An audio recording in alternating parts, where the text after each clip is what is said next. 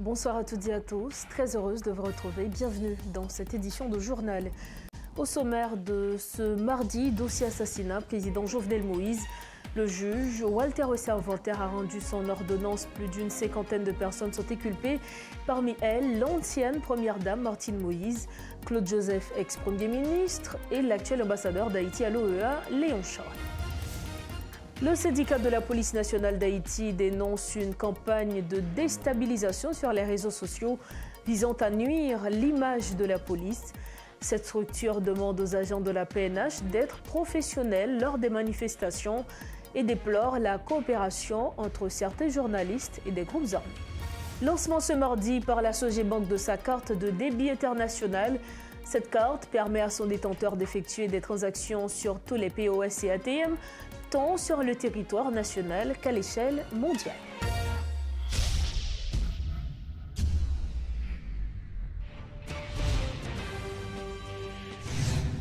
Donc, bonsoir à tous, bienvenue au développement de ce journal.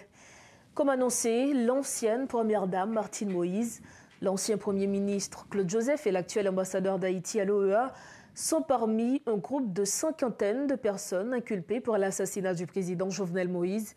Le juge Walter Wessert-Volter les a renvoyés devant un tribunal criminel sans jury pour répondre des accusations, notamment de meurtre et de complot. Soulignant que les avocats de Martine Moïse ont affirmé son innocence dès le début. Maintenant, on se demande tous quelles seront les prochaines étapes de cette affaire et comment cela affectera leur vie quotidienne. Pour mieux comprendre ce dossier, Maître Patrick Laurent est notre invité. Maître Patrick Laurent, bonsoir et merci pour ce qu'on ensemble avec nous à soir. Bonsoir, c'est son plaisir pour nous notre Métro News à soir. Alors, dans un document de 122 pages qui rend public hier, lundi 19 février, juge Walter Wessert-Volter, qui est en charge de dossier sous assassinat président Jovenel Moïse, inculpé 50 moun parmi eux, ancienne première dame Martine Moïse et notamment ancien premier ministre Claude Joseph. Après publication de documents, ça met Patrick Laurent, qui a prochaine étape là, c'est-à-dire qui ça procédure là en pied. Bon, d'abord, c'est que le document ça pas supposé sous réseau. Si le document ça existé, s'il existait tout bon, c'est un document que vous supposez voyer dans le paquet. Donc, son ordonnance, vous communiquer dans le paquet et paquet lui-même pour communiquer à tout le monde qui est dans le dossier. Donc, en termes techniques, pour paquet à signifier par la voie du fichier à tout le monde.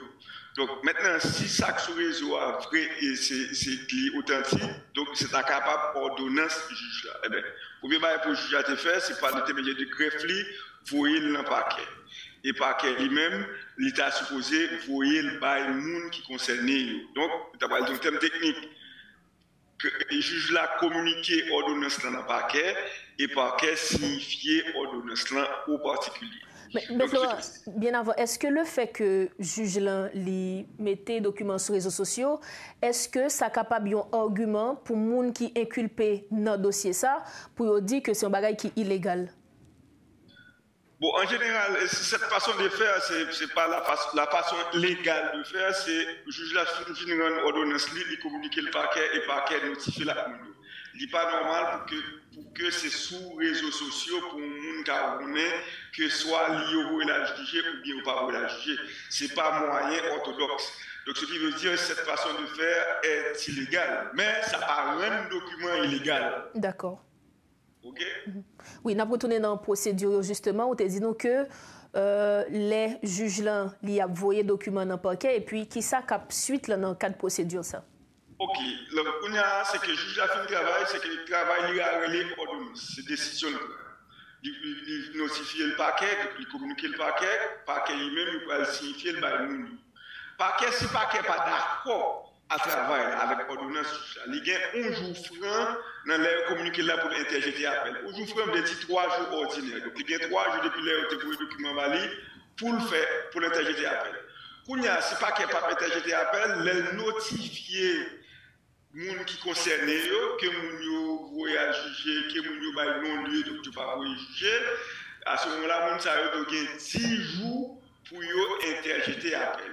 Si il y a une partie civile dans le dossier, tout le monde a tout gagné 10 jours. Bon, maintenant, si on pas interjecté appel... Avant tout, qui ça veut dire interjecter appel pour tous les téléspectateurs, ils ont bien comprendre. Ok. Dans la justice, le système d'organisation judiciaire, nous avons 3 niveaux. Côté juge d'instruction, le juge d'instruction qui est son premier niveau. Deuxième niveau, si on n'est pas d'accord avec la juridiction, on va aller plus haut, on va aller en appel. Et maintenant, les appels qui décident si on n'est pas d'accord avec ça, appel va le faire, va le arrêt, appel va le faire, on peut aller en cassation. Et là, en cassation, c'est fini, ça va décider à obliger d'accepter. Donc, dans le premier niveau, c'était le cabinet d'instruction. Le juge d'instruction qui fait travailler, suivant lui-même, il rend ordonnance. Donc, ordonnance là, il y a des gens qui vont juger, et des gens qui pour la caille. Donc, ça dit laguer, il va être non-lieu. Parquet ne doit pas d'accord. Parquet a le pivot, là, on appelle, dans le deuxième niveau. Et le parquet a gagné pour le deuxième niveau, il a gagné 3 jours pour interjeter appel. Mais l'autre monde, même que vous voyez juger, il doit décider que les documents par eux, il y a 10 jours ordinaires pour interjeter appel, pour aller en appel, tout le monde pas d'accord, pour aller demander un nouvel examen, une nouvelle instruction de l'affaire. Jusqu'à ce que vous le dernier niveau, le dernier bout là, dans la pyramide judiciaire, la cassation, et à ce moment-là, la cassation décide qu'il y a des documents, dit bon, ordonnance est bon, et bien tout le monde qui est obligé à juger devant le tribunal. Alors, qui impact ou pensez qu'il y a une décision comme ça capable de gagner sur le monde qui est inculpé, notamment ancienne première dame, Martine Moïse, ancien premier ministre Claude Joseph? Est-ce que c'est des gens qui sont libres pour circuler dans le pays? Ok. L'ordonnance, on parle que mon côté juge il demandait pour contraindre le monde qui parle en état, c'est-à-dire qui parle en prison pour arrêter. Mais qui ça parle? Si l'ordonnance est sortie, vous voyez des trois gens à juger, quel que soit le monde qui est un titre ou bien l'autre, l'équité 10 jours passés depuis l'alter recevoir, il n'a pas interjeté appel. L'équité délai pour voir en cassation passé, il n'a pas fait pour voir en cassation. Après 20 jours, sous terme technique, on va dire, ordonnance a acquis l'autorité de la chose souverainement jugée. Ça veut dire qu'on ne va pas attaquer l'encore. Et à partir de ce moment, on ne va pas attaquer l'ordonnance encore. Ça, juge la tête de l'ordonnance, il va le mettre dans l'application, par qui va le prendre la police.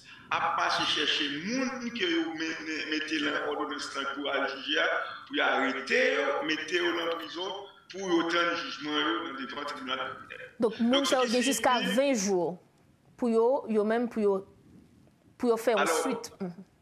Les gens qui ont juger, à partir du moment où ils notifient, ils signifient au document, c'est un technique. À partir du moment où ils signifient au document, il y a bien 10 jours pour dire, moi-même, je ne suis pas d'accord, à chaque sortie, il y a un appel.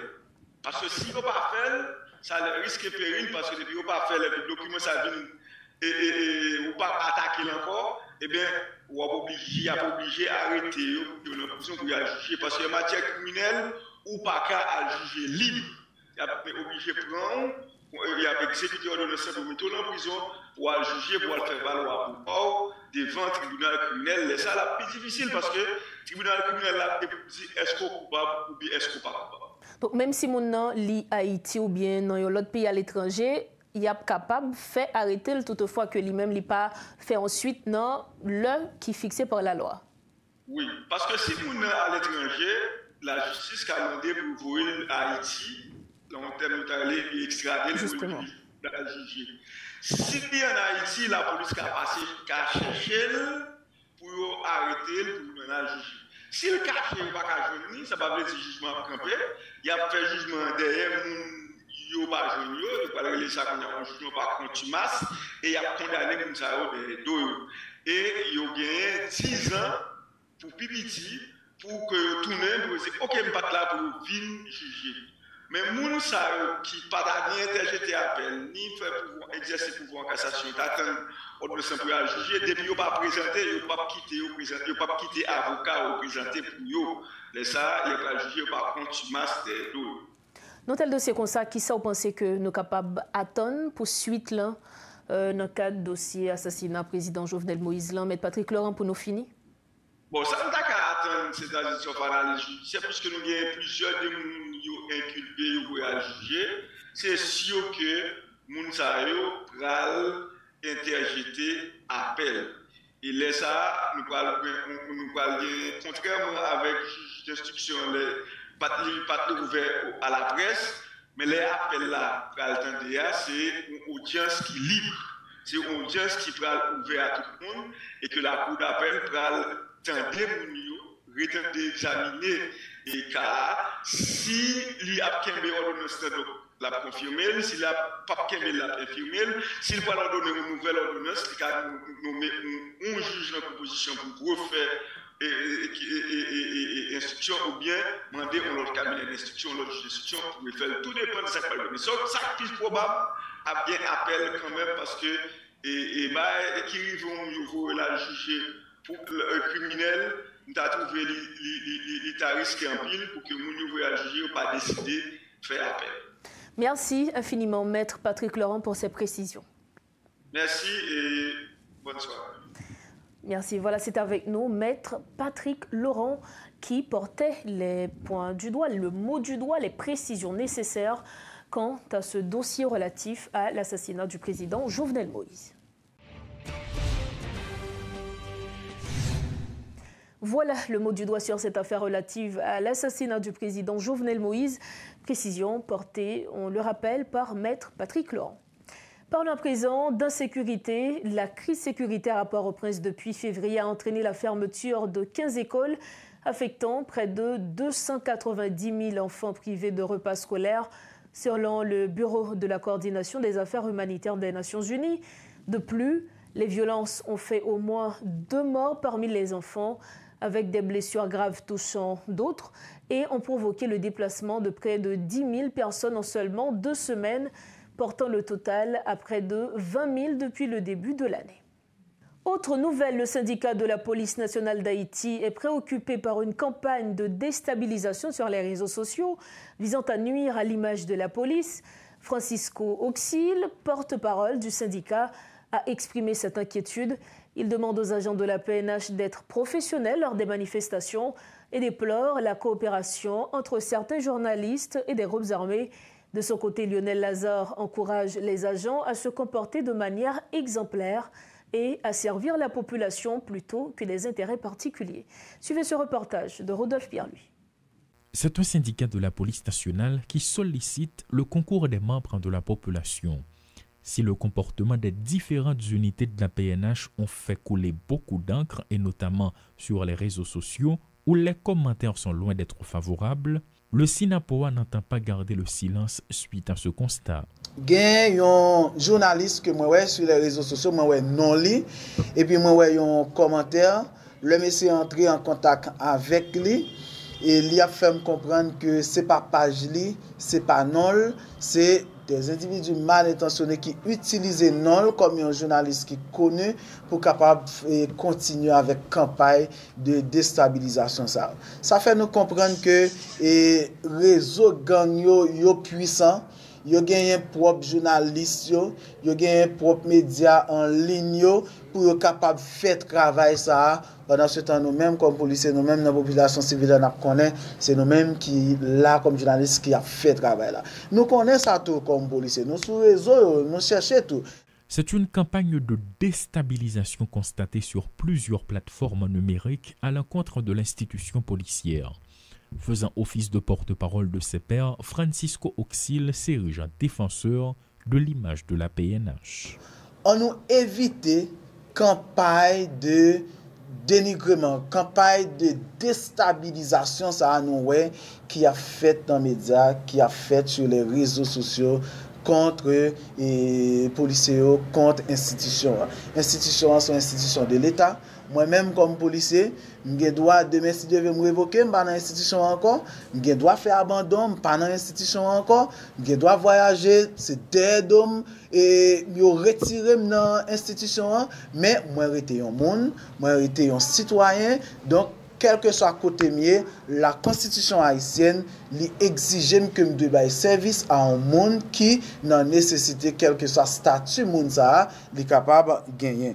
Conscient de la situation, Lionel Lazare se montre lucide par rapport au comportement des agents de la PNH. C'est pour l'État assumer responsabilité parce que nous-mêmes nous croyons dans la police là, nous croyons dans toute unité spécialisée nous son volonté politique et c'est politique là tout qui crase la police nationale d'Haïti et c'est pas sans raison tout qui fait nous 10 policiers attention pas mettre au service de un groupe monde, attention pas mettre au service de un gouvernement parce que gouvernement qui l'a le praler, directeur de la police qui l'a le praler, ministre qui l'a le praler, mais la police a prêté dans mi-temps population.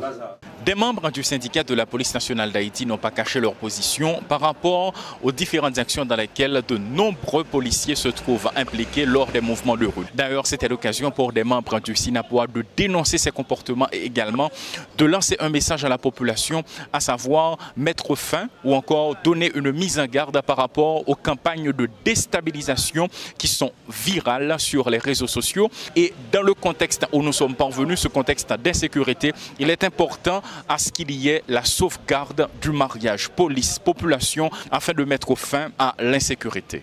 Paul Léel et Rodolphe Pierre-Louis pour Télémétropole. Merci de votre fidélité. La suite des informations. L'Association des parents engagés pour l'éducation en Haïti lance un appel urgent aux autorités gouvernementales pour qu'elles prennent des mesures permettant la reprise des cours dans les 10 départements du pays.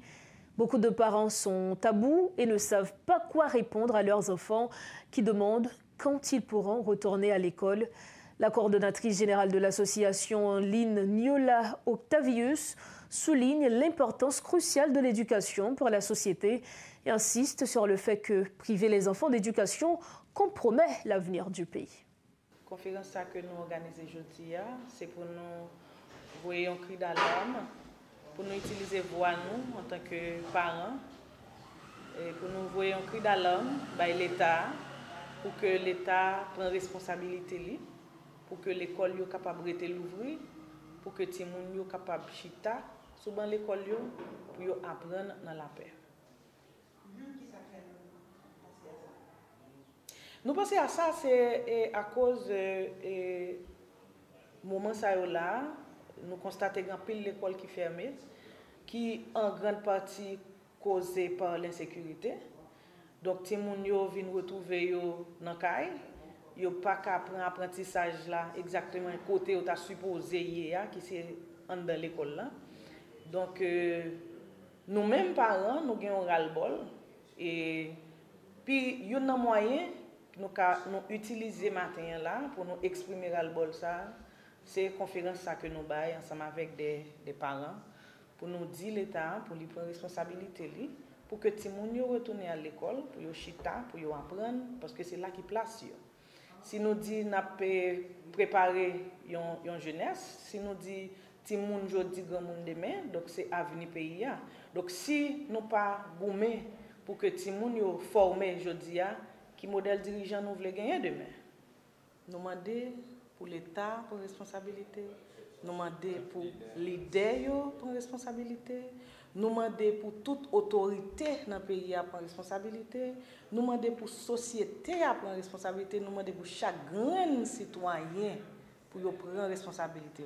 Parce que à l'école, son droit, tout le monde gagne. Quel que soit dans le camp, quel que soit le mouvement que vous voulez faire dans la rue, c'est maman petite ou c'est papa petite. Nous avons environ une trentaine de parents que nous regroupons dans l'association. Et donc, comme nous pas, à vrai dire, ça, c'est parents qui disent, nous là, nous sommes des parents engagés, situation ça concerne nous, il faut nous mettre compte dehors. Donc, c'est ça que fait matin là, nous lançons cri d'alarme ça, dans nos oreilles. L'État, responsable, leader, tout le monde, quel que soit quand quel que soit soit défendre dans le pays, nous d'accord que il y a une crise, nous d'accord que il y a un problème, mais nous disons tout. Ce n'est pas ni l'école, ni l'avenir petit nous qui vous payez pour casser. Parlons à présent environnement. La forêt des pins située à plus de 2000 mètres d'altitude dans le massif de la Selle est menacée par les constructions anarchiques. Selon Jean-Robert Sultan de la Fondation Reboisement par l'éducation, Il invite les autorités à prendre des mesures urgentes afin de protéger ce patrimoine national. Pour plus de détails, il est avec nous pour en parler. Monsieur Jean-Robert Sultan, bonsoir et merci d'être avec nous. Madame Barthélemy, bonsoir. Je suis content d'être avec vous aussi en cet après-midi. Alors, vous êtes le responsable de relations publiques au sein de la Fondation Reboisement pour l'éducation, une fondation œuvrant près de 12 ans déjà dans la sauvegarde, la protection, la conservation, entre autres des ressources naturelles. Et aujourd'hui, vous voulez attirer notre attention sur la déforestation au niveau de la forêt des pins pour la production de charbon par certains individus, Monsieur Sultan. Bien sûr, nous sommes là depuis environ 12 ans. Nous œuvrons dans la protection environnementale au niveau de la forêt des pins, l'unité 1. Et le constat est fait depuis avril l'année dernière, 2023, avec des feux forestiers qui ont pu dévaster plus de 313 hectares. Et aujourd'hui encore, ce qui est alarmant, c'est la construction anarchique autour de la forêt. Ça donne de la peur. On demande est-ce que vraiment on aura la possibilité de sauver ce qui reste de la forêt. Alors, outre les constructions anarchiques, selon les informations, au niveau de la forêt des pins, des individus ne font que se servent en fait de la forêt pour la production de charbon, de bois. Est-ce que vous aviez pu identifier ces individus? Est-ce qu'il s'agit d'individus qui habitent la zone ou ce sont des individus qui n'habitent pas aux alentours de la forêt des pins mais qui viennent pour justement la déforestation de cette forêt? Ce qui se passe au niveau de la forêt des pins, surtout au niveau de l'unité 1 aujourd'hui, c'est pour le charbon de bois. Ce n'est pas vraiment une très grande chose. On n'a pas vraiment ce problème en ce moment. Par la sensibilisation qui a pu être dans cette communauté, on arrive à diminuer ceci en une très grande portion. Maintenant, ce qui reste, c'est la façon où les gens, surtout avec la situation qui s'évolue à Port-au-Prince, les gens reviennent chez eux. Alors, ils ont laissé la zone depuis plus d'une quinzaine, vingtaine d'années. En retournant maintenant, ils ont besoin de l'endroit pour construire, pour s'arranger avec leur famille. Et aujourd'hui, qu'est-ce que vous préconisez pour justement résoudre ce problème?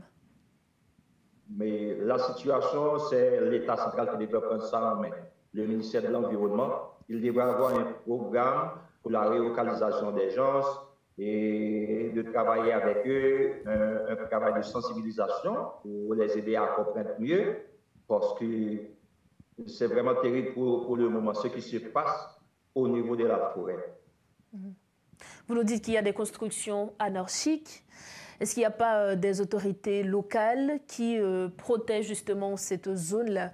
Comment ces habitants ont-ils accès à des zones qui devraient être des zones protégées, on va dire? La situation leur dépasse pour le moment. La situation leur dépasse. OK. Et aujourd'hui, vous appelez les autorités à prendre leurs responsabilités vis-à-vis de cette situation.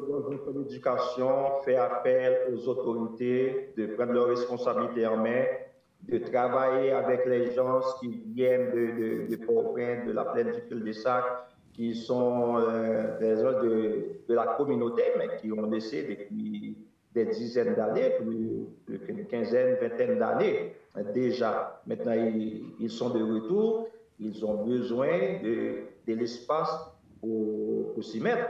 Maintenant, c'est à l'État central de s'arranger pour qu'on puisse arriver à protéger ce qui reste de cette forêt déjà en destruction. Merci infiniment, Jean-Robert Sultan. Merci d'avoir été avec nous.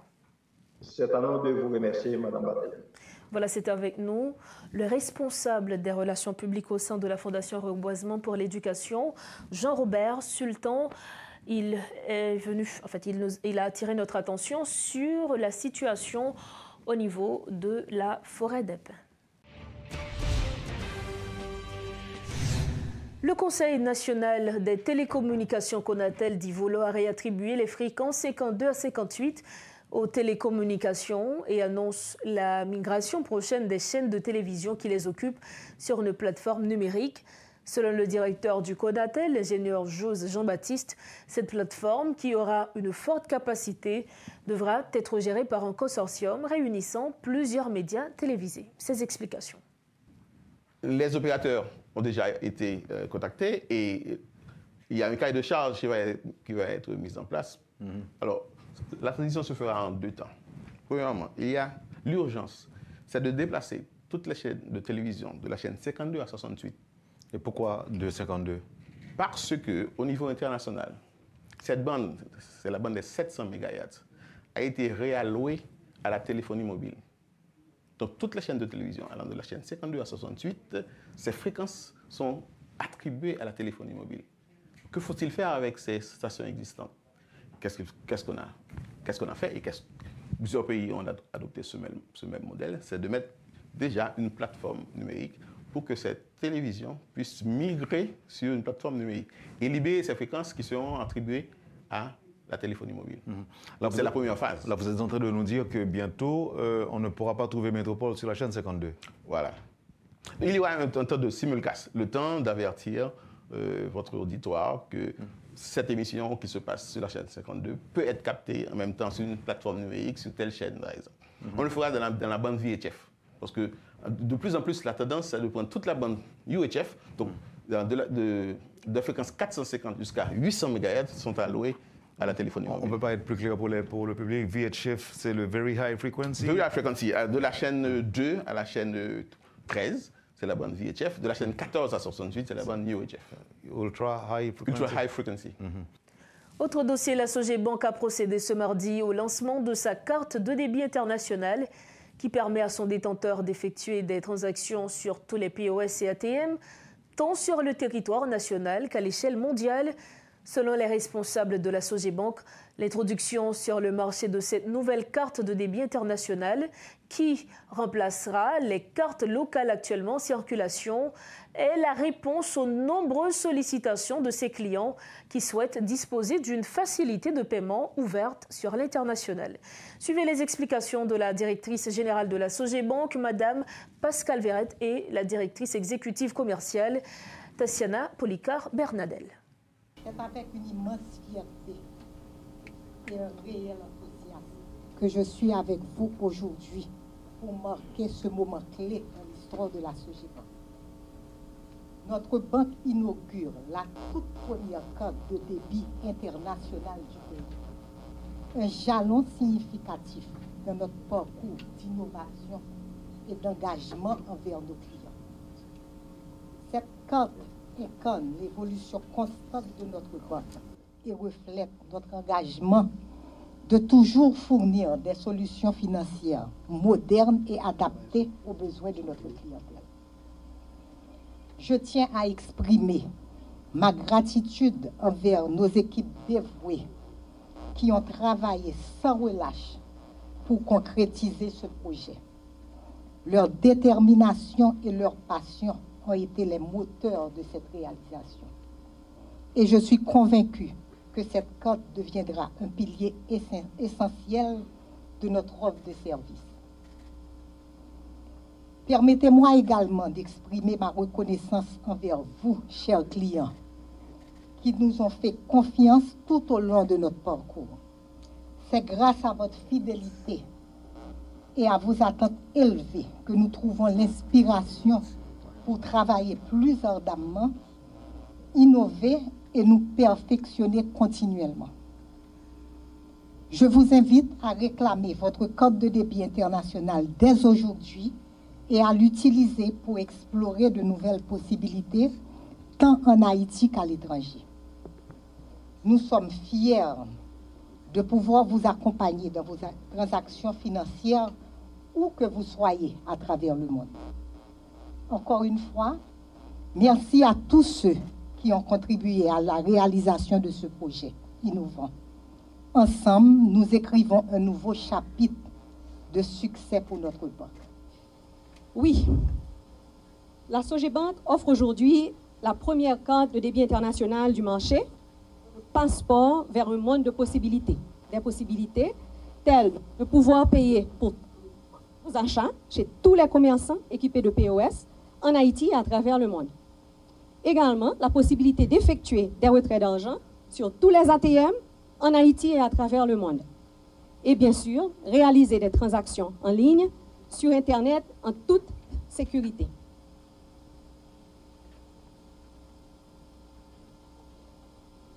La carte de débit international Sogebank se distingue par son caractère inédit, pratique et innovant pour plusieurs raisons.